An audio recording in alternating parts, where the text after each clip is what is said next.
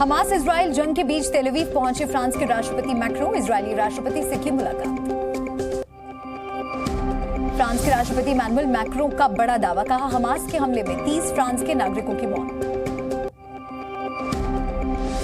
France के राष्ट्रपति Macron ने हमास के हमले में मारे गए फ्रांसीसी नागरिकों के परिवार से की मुलाकात, कहा इस दुख की घड़ी में हम आपके साथ हैं।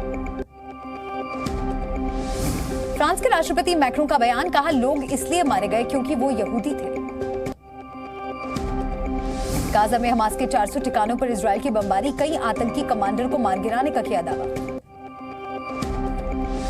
इजरायल और हमास के बीच 18वें दिन भी जंग जारी, दोनों के युद्ध में अब तक 6500 लोगों की मौत। गाजा पट्टी में इजरायल के हमले, अब तक 5000 से ज्यादा लोगों की मौत, 15000 से ज्यादा लोग घायल। वेस्ट बैंक पे भी इजरायल का ताबड़तोड़ हमला, अब तक 95 लोगों ने गंवाई जान। गाजा पट्टी में इजरायल का टारगेटेड हमला, हमास के आतंकियों को चुन चुन कर मार रही इजरायली सेना। इजरायली सेना ने गाजा पर हवाई हमले का वीडियो जारी किया। आईडीएफ ने हमले में हमास के कई कमांडरों के मारे जाने का दावा किया। इजरायल हमास युद्ध पर कतर का बड़ा बयान, कहा इजरायल को नहीं मिल सकती खुली छूट, युद्ध की जगह शांति पर हो काम, बच्चों की मौत स्वीकारनी है। हिजबुल्लाह को लेकर इजरायल की लेबनान को चेतावनी, कहा अगर जंग में हिजबुल्लाह कूदा तो लेबनान को चुकानी पड़ेगी कीमत। दक्षिणी गाजा में इजरायल की एयर स्ट्राइक, हमास के ठिकानों को बनाया गया निशाना, हवाई हमले में 53 लोगों की मौत।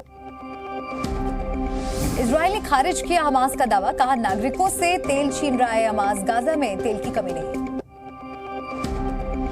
इजरायली सेना ने 2 तस्वीरें जारी कर बताया, रफा बॉर्डर के पास 12 ऑयल टैंक जिसमें 5 लाख लीटर तेल है।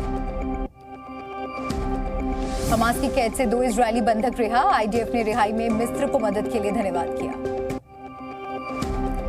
हमास ने इजरायल की 2 बुजुर्ग महिलाओं को किया रिहा, दोनों को रेड क्रॉस को सौंपा। तेल अवीव के अस्पताल में कराया गया मेडिकल चेकअप। इजरायली अस्पताल के एक अधिकारी का बयान, हमास के रिहा किए गए दोनों बंधकों की हालत ठीक।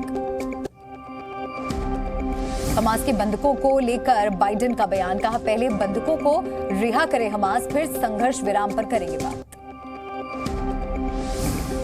गाजा लेबनान पर इजरायल के ताबड़तोड़ एयर स्ट्राइक जारी, इजरायल बोला सभी बंधक छोड़ने पर भी नहीं होने देंगे तेल सप्लाई। इजरायली लिया हमास के खात्मे का प्रण, सही वक्त का है इंतजार, विदेश मंत्री आज सुरक्षा परिषद को सौंपेंगे हमास की बर्बरता के सबूत।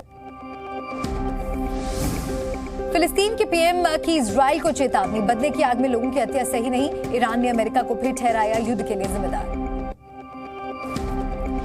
इजरायल के स्वास्थ्य मंत्रालय का दावा, कहा हमास के हमले में घायल हुए 278 लोग अस्पताल में भर्ती, 40 की हालत गंभीर।